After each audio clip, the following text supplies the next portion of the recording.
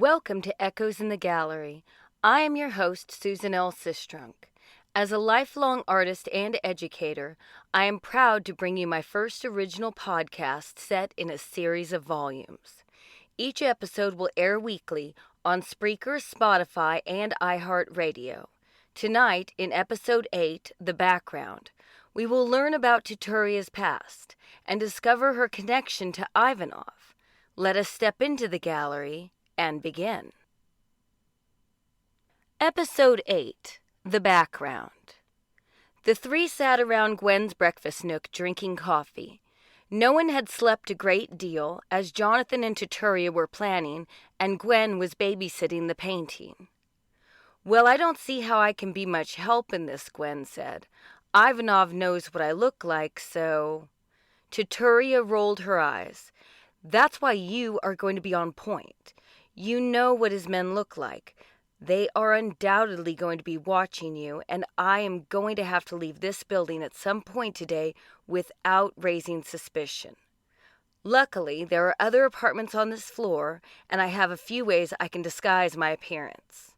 Your job is going to be able to keep an eye out for Ivanov or his men and sit in a car across the street while Sergei and I do our job.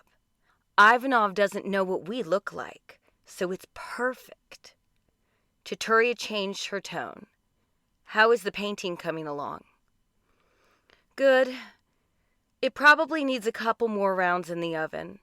Gwen looked exhausted and her bandage needed to be changed. "You need to sleep," Jonathan said softly and touched her hand. "Let me change your bandage." Gwen nodded.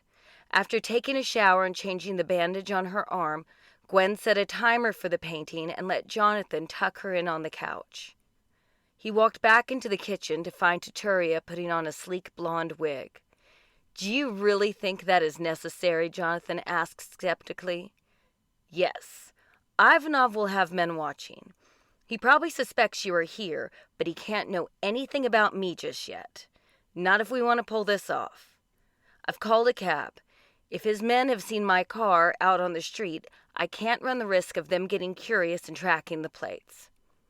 Tuturea slid a Glock from her duffel bag into her purse. She noticed the look of concern on Jonathan's face. "Ivanov is not playing around, and we shouldn't either. Do you have a gun?" Jonathan nodded.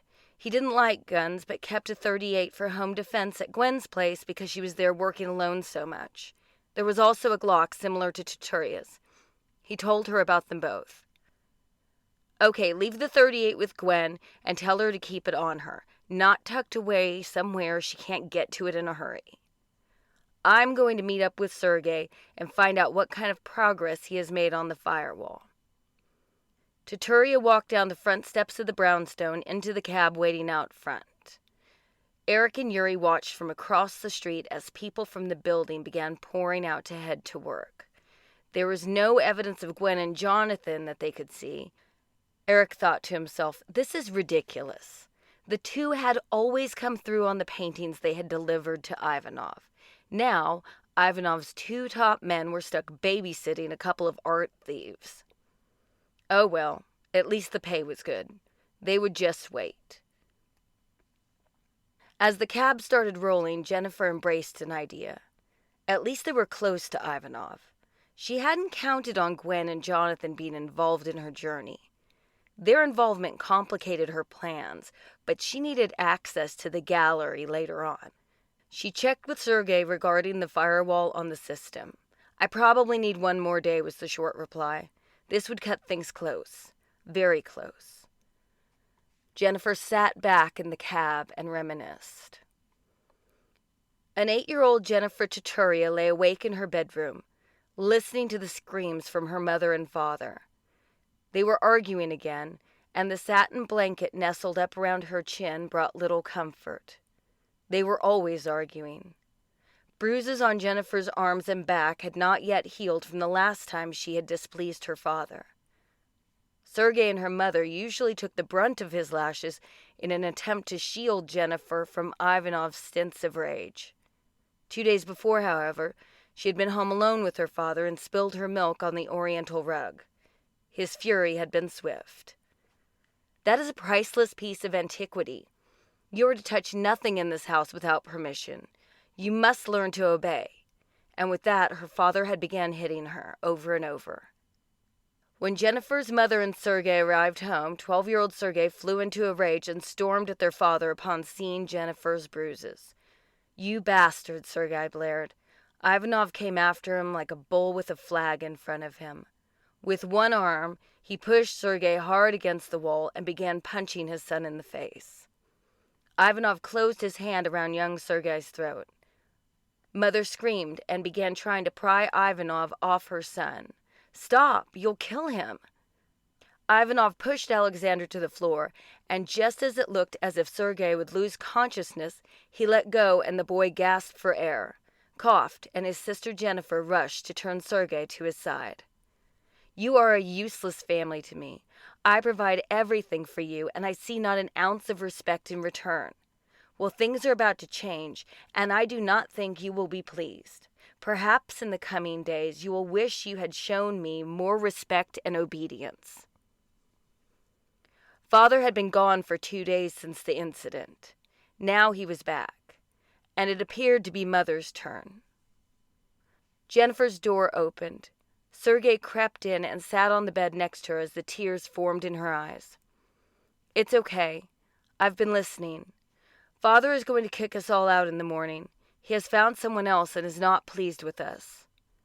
Jennifer began to cry harder. She was hungry. Every time her parents fought, it meant hours without food. Her father used food as a weapon, and Jennifer did not understand why. "What will happen to us? We won't get yelled at and beaten all the time."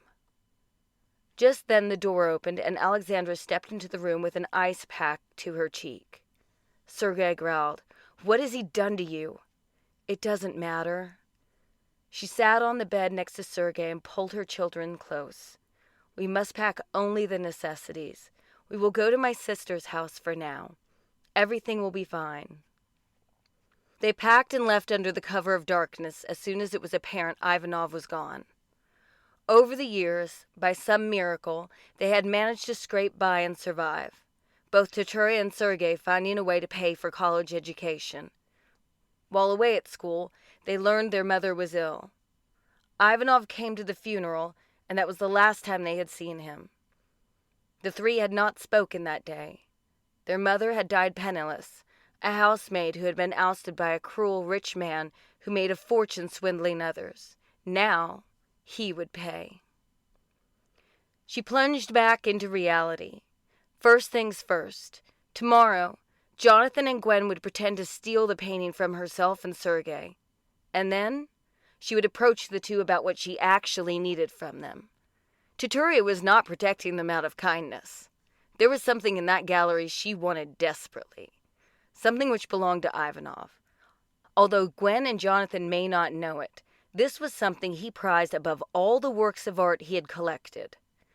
Ivanov had searched for this piece for years, and it was sitting right in plain sight.